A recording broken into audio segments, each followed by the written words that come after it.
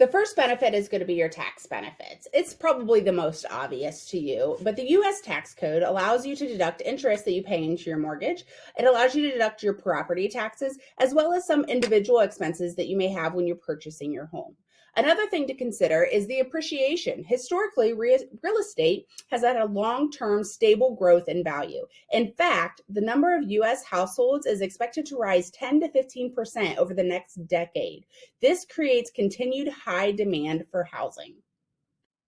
So that leads me into number 4, which is savings. So as you're making mortgage payments as opposed to rental payments, you are making yourself a built-in savings plan. So the longer that you live in the home, the more equity that you get into the home. And when you turn around and sell it, then you have more profit, more money in your pocket because you've paid down that loan. As opposed to if you've rented someplace for 5 years, you're just throwing that money away. You have nothing to show for it when it's time to move on. The next thing is predictability. How many of you have I heard complain about my rent keeps increasing? My rent keeps increasing. I've been in property management for 15 years. I know the game. Your rent is never going to go down. It's always going to go up. Some of you are experiencing rent increases every 6 months. This is crazy. So why keep throwing your money away when you could be making mortgage payments and having that savings, having that equity build up, getting that appreciation, those tax benefits, and then that leads me into freedom, financial freedom.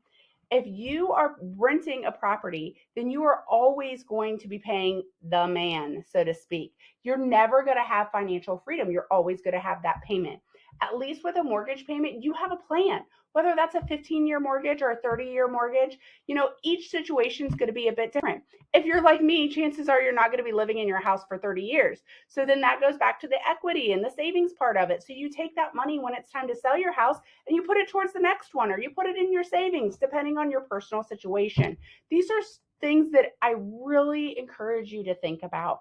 It's so great to buy your own home and to have that feeling of home ownership. It's the American dream, right? But there's so many financial sound reasons that you should be owning your own home as well. So please take the time to consider these things.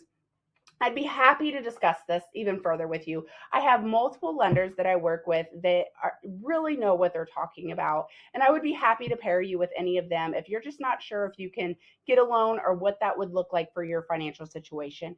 What I really would like to see for you and your family is stability and long-term growth potential with your savings. So if this is something that I can help you with, please reach out to me. I would love to talk to you about this further and see what your options really are. Thank you so much, and please subscribe to my channel. I really appreciate you guys tuning in. If you have any other questions, reach out to me. I'd love to hear from you. Again, this is Shauna Sparks, and I'm just trying to add a little sparkle to your life.